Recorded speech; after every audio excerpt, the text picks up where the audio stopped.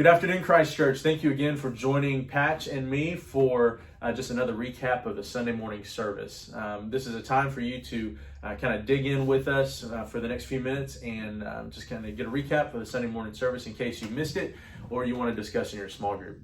Today's text comes from Philippians chapter 4, verses 15 through 23. And Patch is going to kind of kicks off here. This is the last part of Paul's letter to the Philippians. As we've talked about several times, if you've been part of the teaching, you know that the church at Philippi is a very unique church in that it's one of the few, I think, if not the only one, that Paul isn't offering some kind of correction. So they're doing a good job here. And when he finishes up his letter, he really hits on a key component of this balance of giving and receiving, as you'll read in the text. And we talked through several different key components. There were about 9 or 10 that Chris listed, but we wanted to summarize those in a way that you guys could latch onto and talk about in your small groups, or if you're watching this solo, just something that you can chew on throughout the week. One of the things that we talked about was that a self-emptied life dedicated to caring for people and bringing glory to God is the heart of what it means to follow Jesus. Now that sounds like a pretty obvious statement, but it's important to be able to recognize that and say that, because looking at the life of a Christian, we don't live in isolation. We don't live in a way that says, I'm getting all I need from God. I'm getting all I need from God. It has to be an outward reaction to that, an outward response. You know, the attitude of giving and receiving, this balance that Paul finds and he articulates in this portion of his letter, is really important. This attitude of giving and receiving in a balanced way, it's a healthy spiritual practice. And the practice allows us to be constant in our behavior and content in all circumstances. This is what fuels the life that he is showing to this Philippian church, that life that he says, look, act like me.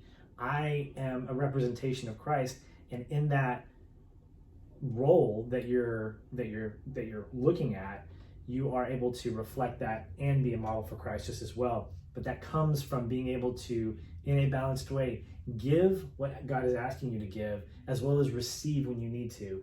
An imbalance of either of those two things becomes spiritually unhealthy, either getting too much or giving too much.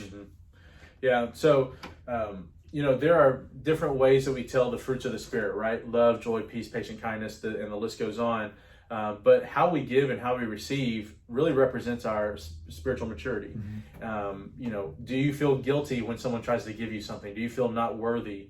I like what Chris actually said earlier, and I'll just pull up my notes. He asked the question, are all gifts and thank yous given with the best motives?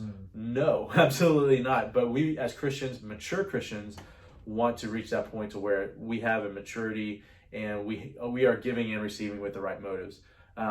Learning to say thank you in a way that promotes spiritual maturity is an important life skill for Christians. That's definitely true. For whom are you grateful? How can you show appreciation with spiritual discernment? So just those are a couple of questions for you. Also, one thing that's important about ministry and or giving to ministry is that the supporting the work of missions and ministry on earth is considered to be an investment in God's kingdom in heaven. God repays a generous follower of his son. This is something where you don't want to give because you think God's going to give you, the Ferrari, or God's going to give you the big house or the great job. And it's hard when we fight the flesh. It's easy. Well, it's easy to think that way because we want to give, and we feel like God maybe owes us something. But in the mind of Paul wants people to give, but it's not for his benefit. Remember, he said he knows how to go without. He knows what it's like to have no food in the belly or to have an abundance. And so it's not the act of giving that he's thankful for. It's the fruit, it's the spiritual maturity, and it's the thing that they're going to receive later, the treasures in heaven. And also, I think right there is a good thing to do. Oh, no, sorry. The reference to Caesar's household, I wanted to mention that, demonstrates that Paul could act with contentment in any circumstance, especially in front of discontented soldiers. We did a little what if statement. What if Paul is so content that when he's chained to a guard and a soldier, that his contentment in that situation can influence the soldier and up the chain all the way up to Caesar's household? That's pretty important. And that just reminds me that our faith, our contentment isn't just my contentment, but it actually does overflow and people take notice of that. And that is one way of evangelism. That is one way to spread the gospel, because that is the gospel that's giving you that contentment. Right. There's something you mentioned, Stephen, that I wanted to go back to that was really important, and it's this idea of the motivations that come from the ways in which we give. Andrea Lowry was hitting on this, and something that she said is that essentially we want to be a people who give out of this overwhelming sense of love that God has for us. And to look at the life of Christ, to model that, means that we don't concern ourselves with the reaction of the person. There are going to be people out there that if we give something, whether it's a material gift or spiritual, they're going to reject it. It's just going to happen. Jesus did that, but it didn't stop him from continuing to do that. He wasn't concerned about the reaction of the person. He was concerned about the fruit that would come from that. He loved because God loved him, and out of that motivation, he essentially is unapologetic about it. And Paul's the same way. I think that's what he's encouraging us to do, is to give out of that deep-seated desire to please God. And it doesn't take away the fact that we are looking at other people and saying, well, it doesn't matter what you think. No, it does, because the fact is people are the recipients of that gift.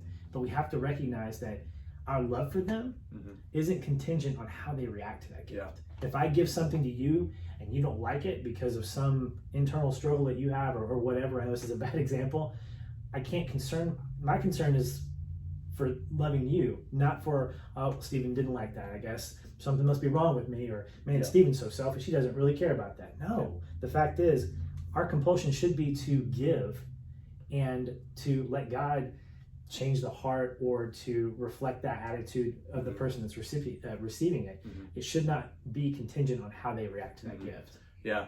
And so just to piggyback a little bit on that, we're primarily talking about money here, but really it's the monetary giving that turns into the gospel, like the giving of the gospel in a way, because in order to give the gospel accurately and with passion, and to actually be able to explain what difference it's made in your life, you have to have a maturity level to understand that, right? And so the giving of money is simply a reflection, I think, of knowing that, and it lends itself to us accurately giving the gospel. So yeah, I think that's great. Thank you, Patch, for discussing that with me today, and thank you, Christ Church, and those who are watching, just for being a part of this. And we hope that these are good points that you can take home and discuss in your small group or in your own personal study. All right, thank you very much. Have a great day.